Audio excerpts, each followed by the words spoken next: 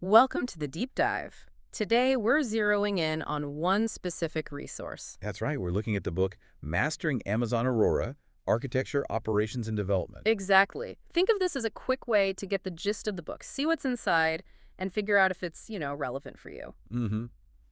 Because we know time is tight. Maybe you're a busy pro, maybe a student, maybe just curious about database tech. So, our mission today, break down the key topics in this book and really understand its value proposition for anyone interested in Amazon Aurora. Let's do it. Okay, so the book kicks off with the basics, the foundations. Yeah, part one really sets the scene. It jumps right into what makes Aurora different, compared to the databases we might be more used to. The key differentiators. What are some of those? Well, a big one is the cloud-native architecture. It decouples compute and storage. Decouples, so processing power and data storage aren't tied together like usual. Exactly. You can scale one without the other. Huge for flexibility and costs, too. It's a fundamental shift, really. Okay. Makes sense for the cloud. And then there's the multi-AZ distributed storage. Yeah. That's built in. Default. Multi-AZ, meaning across different data centers. Right. Multiple copies spread out within a region. So if one availability zone, has an issue, The others can just pick up the slack. pretty much, yeah, because they're kept in sync. Yeah. High availability baked in. What else does it highlight early on?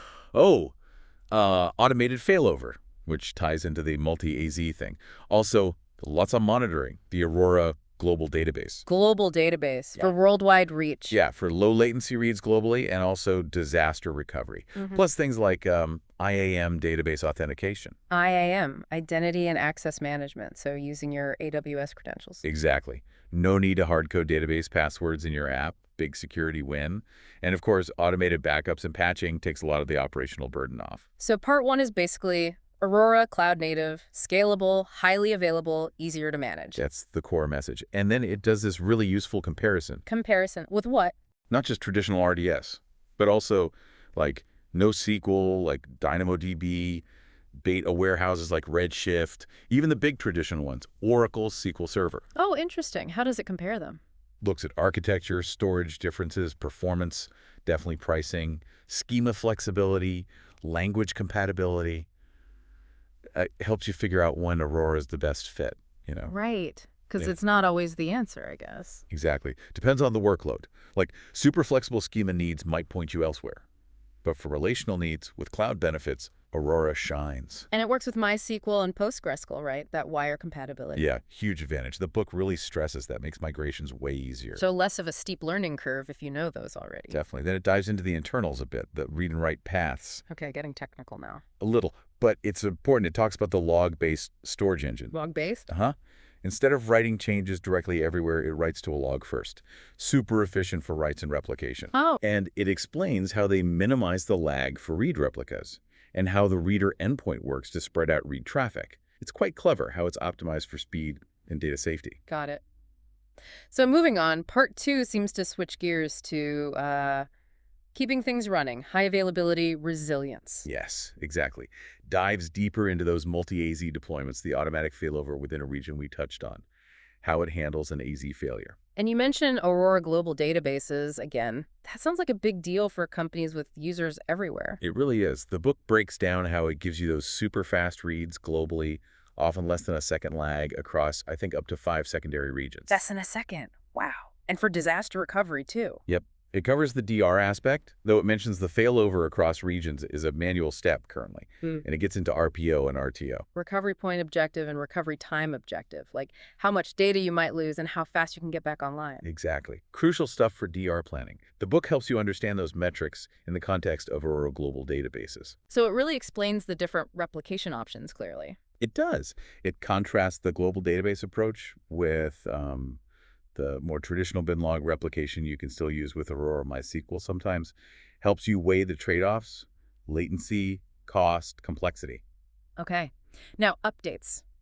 Keeping apps current without downtime is always tricky. I saw something about blue-green deployments. Yes. Super valuable for ops teams. The book lays out how to do blue-green with Aurora. So you run two identical environments, update one, test it, then switch traffic. That's the gist. Create a green environment, deploy updates, test thoroughly, then swap traffic from the old blue one minimal interruption. And if something breaks, You just switch back quickly. Way less deployment stress, reduces risk significantly. sounds useful. It also mentioned cloning and volume copying for dev and test. Exactly. Fast ways to create independent copies of your database. Great for dev, testing, performance tuning, even troubleshooting production issues offline. How does it make it fast? It uses this clever copy-on-write thing.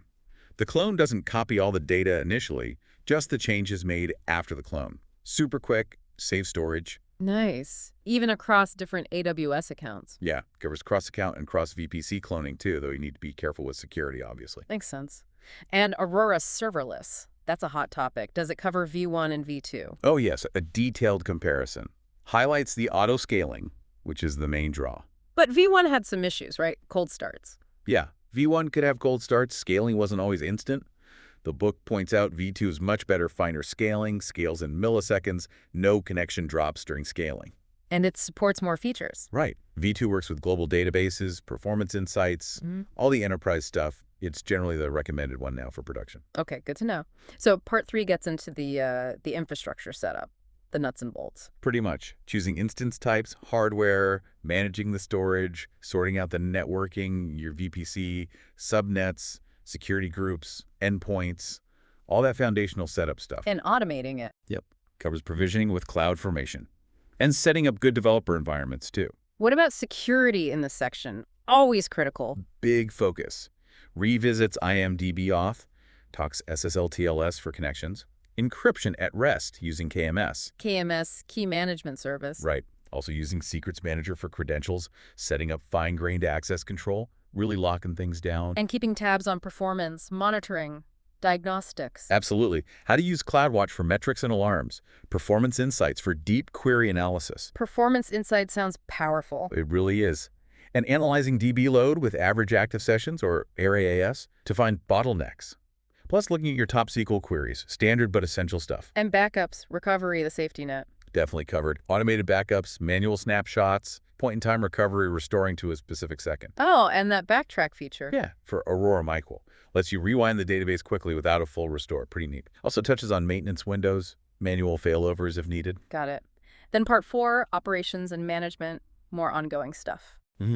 Strategies for cost optimization, choosing the right instances, using serverless V2 effectively. How do apps actually connect? Covers that too. Standard JDB CODBC drivers with code snippets for, like Python, Node.js, Java, and it introduces the RDS Data API. Data API, what's that for? It's an HTTPS endpoint, basically. Lets serverless functions or other apps query Aurora without managing persistent connections. Very handy for certain architectures. Okay.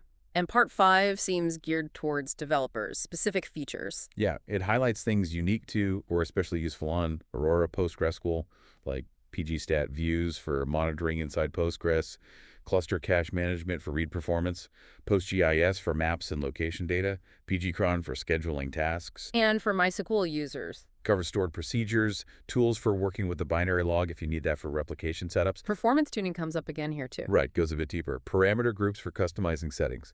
And it talks about building serverless apps using Aurora with AWS Lambda event-driven stuff, database triggers responding to changes. Cool. And finally, appendices.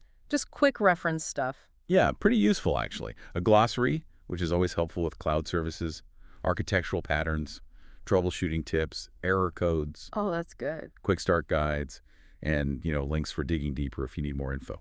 So wrapping it all up, from that marketing angle we talked about, this book sounds like it aims to be the comprehensive guide for Aurora, doesn't it? I'd say so. It really tries to cover the spectrum, from understanding why Aurora is different, to deploying complex setups, to managing and optimizing it day to day. For anyone using it or just thinking about it. Exactly. And a key point is it covers both Aurora MySQL and PostgreSQL pretty thoroughly, so it's relevant no matter which flavor you're using or considering. It really feels positioned as that single resource you need to get up to speed and become proficient.